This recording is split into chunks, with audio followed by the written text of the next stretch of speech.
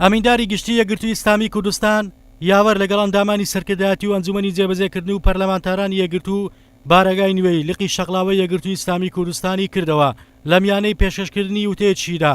ئەمینداری گشتی یەکگرتووی ئیسلامی کوردستان پیرۆزباییکردنەوەی بارەگای نوێی لە یەکگرتووەکان و خەڵکی ناوچەکە کرد. ڕایگەیان لە کاتێکدا ئەو بارەگە نوێیە دەکەینەوە پێدەنێنە ساڵی نوێی کوردی و لە یادی ڕاپەڕین و لە پێشوازی نەورۆزداین. هیوای خواست کە یەکگرتووەکان هەمیشە بەو جیاوازەی کە هەیەە کار لەسەر هۆشیارکردنەوە و دیندارکردنی زیاتری خەڵک بکەن. بارەگا نوێیەکە زیاتر پێکەوە ژیان لە نێوان پێکاتەکانی شەقڵاوە دروست بکە. ئاماژەی بەوەشدا یەکگرتووەکان ئامانجیان چاکسازی لە نێو کۆمەلگا و لە نێو دەسەڵاتە.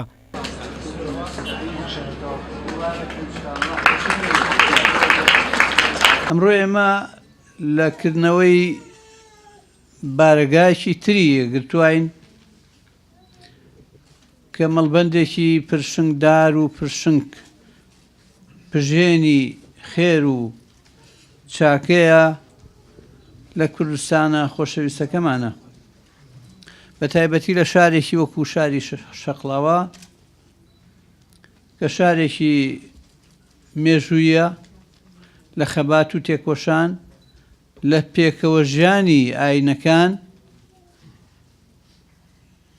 خۆمان لاداوە لە هەموو لادانێک لە هەموو ئینحرافێک لە تێگەیشتنی دین و هەمیشە بە ئاراستەی وەسەتیەت و تێگەشتنێکی میان ڕەوانەی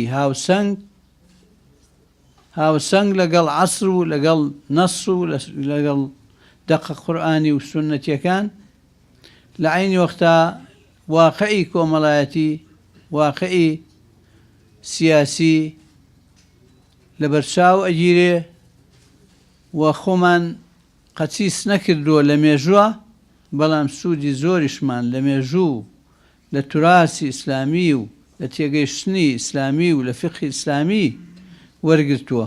لەلایەکی ترەوە بەرپرسی لقی شەقڵاوە یەکگرتوو دەڵێ بەکردنەوەی بارەگا نوێیەکە یەکگرتوو لە ناوچەکەدا وا دەکا هەرچی زیاترمان بکەوێتە سەرشان بۆ برەودان بە بیری میانڕەوی و پەیامی چاکە خوازی.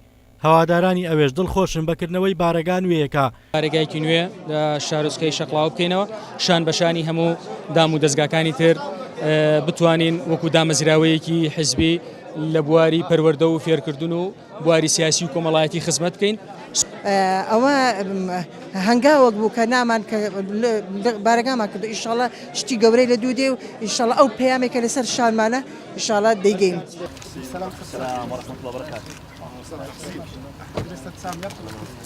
هەر لە میانەی بەسەرکردنەوەکانیدا ئەمینداری گشتی یەکگرتووی ئیسلامی کوردستان مامۆستا سەلاحەدین محەممەد بەهادین سەردانی یەکێتی زانایان لقی شەقڵاوی کردو لەگەڵ بەرپرسی لق و زانایانی ئەوێ کۆبیەوە. زانایانی کوردەواری خزمەتی گەورەیان کردو بەم میلەتە، بەڵام ئەوەش عیبەیەکی ترە کە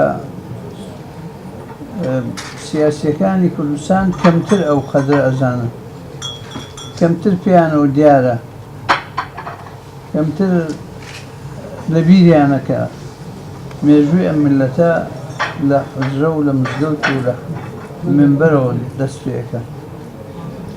مشکلەیەکی ترەوە بە زەمان چارەکرێت، بە خۆڕاگری زانایان چارەکرێت، بە هاوسەنگەری لەگەڵ هەموو ئەهلی خێر و چاکەکانە لە قساحەکە چارەسەرەکرێت کە بۆ دووەم جارە گەورەی دەنوێنی تەشریف دینی بۆ لقی شەقڵاوێکی زانایان.